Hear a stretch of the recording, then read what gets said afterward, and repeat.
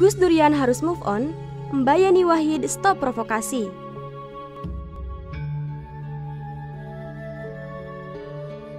Sebagian warga Nahdliyin mengakui kualitas kewalian Kiai Haji Abdurrahman Wahid atau Gus Dur. Meneladani Gus Dur bukan lagi sekedar sebagai intelektual dan politisi, tetapi juga moralitas kepemimpinannya.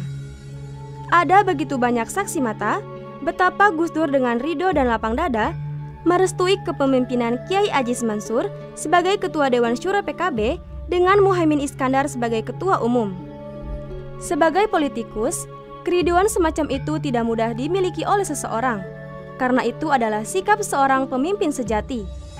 Kepemimpinan sejati tidak diwariskan secara biologis, melainkan secara ideologis.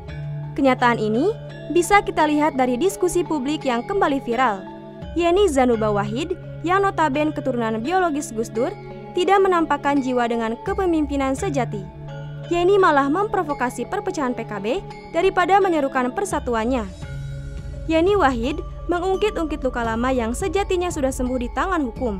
Bahkan, tidak henti-hentinya menyebut Ketua Umum PKB Muhaimin Iskandar merampas PKB dari tangan ayahnya Gus Dur.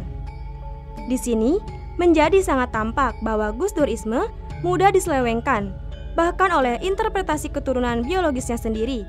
Gus Dur adalah pribadi yang mudah memaafkan dan tidak iri-meri pada siapapun, termasuk pada Muhaimin Iskandar sendiri. Muktamar Ancol dan Muktamar Parung 2008 memang realitas sejarah yang tidak bisa dipungkiri. Partai besar ini, yang konon memperjuangkan ukhuwah, ternyata juga sempat tergelincir dengan berkonflik sesama warga Nahdliyin. Namun, Gus Dur bukan tipe pendendam. Perpecahan pun bukan cita-cita kita semua. Apalah gunanya bicara humanisme, persaudaraan dan persatuan, sementara sikap dan perilaku diri kita sendiri sebagai warga NU dan pecinta tidak mencerminkan itu. Hari ini kita membutuhkan figur yang patut diteladani, mengajak seluruh elemen bangsa untuk bersatu, lebih-lebih sesama warga Nahdliyin. Bukan hanya bersatu dalam ormas keagamaan, melainkan juga bersatu di partai politik. Bersatunya warga NU di dunia politik sudah terpikirkan oleh kiai-kiai sepuh kita. Karenanya, mereka membentuk tim 5 dengan surat tugas nomor 925/1998. Tujuannya untuk membentuk satu partai politik yang mampu menampung seluruh aspirasi warga NU, bukan memecah belah. Perpecahan di internal Nahdliyin tidak menguntungkan. Bukan hanya di ranah sosial ekonomi, perpecahan di ranah politik juga akan merugikan. Cita-cita leluhur, termasuk Gus Dur, untuk mengarahkan suara Nahdliyin ke PKB juga akan sia-sia. Yeni Wahid tampak tidak ingin persatuan itu terjadi. Luka lama sekaligus borok Nahdliyin sendiri diungkit-ungkit lagi, seperti ada dendam kesumat yang tidak mau dilupakan hanya gara-gara dinamika politik internal.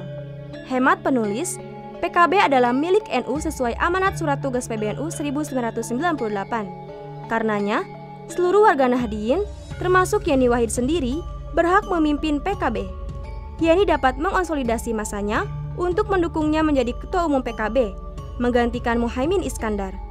Kepentingan subjektif semacam itu tidak lantas ditempuh dengan mengorbankan persatuan pendukung PKB. Luka lama Muhaimin Iskandar menggantikan Gus Dur sebagai Ketua Umum PKB melalui Muktamar Ancol adalah dinamika politik internal PKB dan NU, bukan masalah etika politik publik. Artinya, kepemimpinan Muhaimin Iskandar sudah sah secara hukum negara dan juga telah didukung oleh massa mayoritas NU. Jika Yeni ingin menggeser posisi Cak Imin, maka mekanisme internal parpol sudah tersedia, tanpa perlu menyeret fenomena gagalnya Gus Dur mempertahankan PKB sebagai masalah etika politik di mana Cak Imin dituding merampok PKB.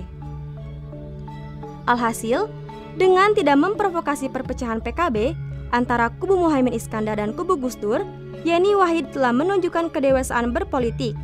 Gus Durian akan menjadikannya setidaknya sejajar dengan perjuangan ideologis ayahnya yang mencita-citakan persatuan umat manusia, apalagi persatuan warga NU dan pendukung PKB.